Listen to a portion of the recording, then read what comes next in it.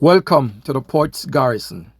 Please like, subscribe, and share. Thank you. Greetings and salutations, my friends, and once again, welcome to the Ports Garrison. As usual, I am your host, Phil Depoy. Now, today, what is it that is bothering me? What is it that provoking me to convert my thoughts to words? And it is nothing else than the last sitting of the Jamaican Parliament. The sitting that the opposition walked out of. Now, I've said many times that you never see smoke without fire. And they've always said that time will reveal all things. And sometimes, not all the times, the dots do connect. What am I talking about? Now, we've seen the issues with the government and the Integrity Commission. We've seen the fight and the pushback that the Integrity Commission members have been getting, and the Integrity Commission in general getting from the government members. To the point where even the Prime Minister had to ask his members to cool it down, ease off. Now, one wondered why there was this tremendous pushback, and I have given my thoughts as to the reasons why. Now, lo and behold, the Integrity Commission has finally filed a report against the Speaker of the House, Marissa Dalrymple Filbert, and has presented a case for her to be prosecuted for 8 charges, including breaches of the Parliament Members Integrity Act and the Integrity Commission Act. Now, this stems from a 2015 GLA 250 motor vehicle purchased by Dalrymple. She purchased this vehicle using a government duty concession, a 20% duty concession. And for the average person, they think that it is a 20% discount on the duties. No, it is not. It is actually clumsily worded, because it's actually a 80% discount on the duties. So the person who gets this concession actually end up paying 20%. Now, there's a lot of conditions to getting one of these concessions. And one of them is that the vehicle must be your primary vehicle that you use for work. Now, the Integrity Commission also requires that its members make yearly declarations of their assets and liability. Now, here's where the case comes in. Dalrymple did not report ownership of this vehicle between the years 2015 and 2021. And she purchased this vehicle in 2015. So, to my understanding, she was contacted to say, look, you did not report this vehicle. And she claimed at the time that the vehicle did not belong to her. It's not hers. She don't own this vehicle. She was the one who applied for this concession, but yet she claimed she don't own the vehicle. When she was presented with documentary evidence, she backtracked and says, oh yes, I own the vehicle, but I did not use this vehicle. It was used primarily by my sister and occasionally by me, because I'm from South Carolina. The roads are bad. The roads fall under your responsibility. And yes, they're the worst roads in Jamaica. And so you know that you're driving on rugged terrain, but yet you're going to take the government money or the duty, the concession, and purchased a car, not an SUV, a small truck, a Benz truck. The average person might think is a SUV, but it wasn't. So you bought that vehicle and claimed that you didn't really use it. It was used by your sister. Yet, your sister claimed that she never had possession of this car.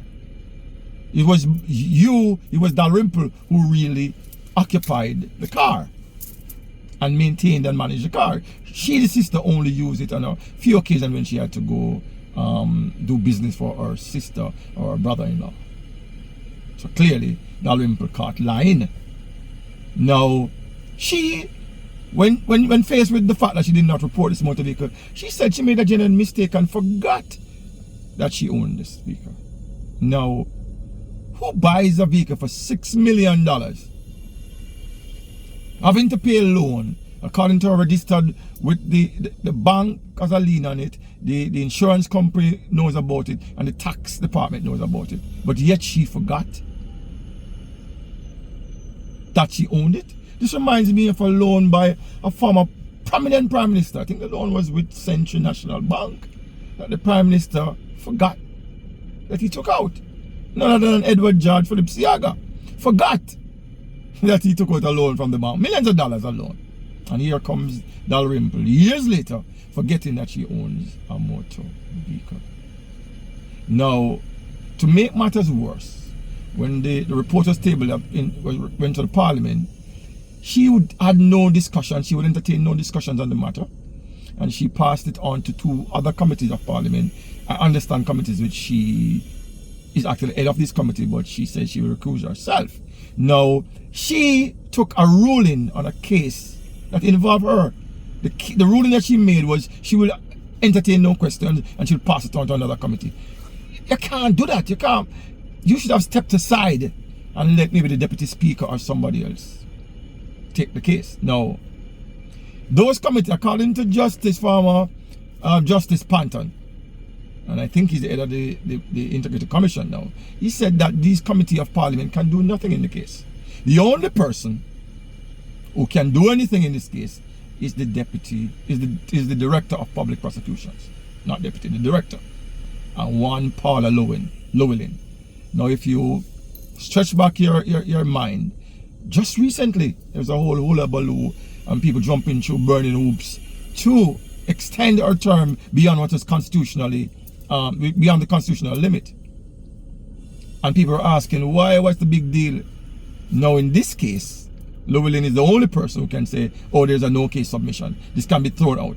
So, we're waiting with bated breath, bulging eyes, to see how she will rule on this matter. In the meantime, Dalrymple should recuse herself from being the speaker. She's breached Parliament rules and breached the Integrity Commission rule. And there's still an existing case with the General Legal Counsel against her as an attorney. I don't get it, and I don't understand why people can't see that she can't see that she needs to step aside. And people on her side of the government applauded her when she made a ruling that she will not entertain any discussion on the matter. It's wrong in so many different cases. And she sat up there using rules to try and avoid any possible discussion. Prime Minister Andrew Holness, when Richard Hazan was brought up by the Integrity Commission, Andrew Holness, had a press conference which includes leadership of the Jamaican Labour Party, and said he would not sit in the Parliament as long as Mr. Hazan was there, because there was a case against him. Now there's a case against the Speaker. What is your position going to be? Is it that I am not holding my breath here at all? Because you know what? There was the Integrity Commission had referred the same Prime Minister to a commission of the Integrity Commission body for charges also to be brought against the Prime Minister, and these charges were dropped already. So let's see what is going to happen in this case against the Speaker. But until then, the Speaker should step aside and let somebody else run the Parliament. I mean, and this is the reason why they're pushed against the Integrity Commission. They wanted the Auditor General removed from it. This is why they pushed so hard, in my mind, for Llewellyn to be tenure to be extended. We have to keep our eyes open and our ears open. We have to make our voice be heard against these acts. But when a friend of mine said it smelled of corruption. You know, smell of corruption, brother. It is the definition of corruption. Llewellyn, we are watching you. Marisa Dalrymple Philiberts, you need to step down from the speaker. Because a long time I call him. I find you wanted a long time as being that referee. Terrible referee. Very bad. And journalists, we're watching you to see again if you're going to prove to us once again that your thinking and your speech as an opposition is different when you're in government. My friends, I thank you for your listening ears. All the best of health. And until something else provokes me, is one love, manners, and enough respects. Thanks for watching.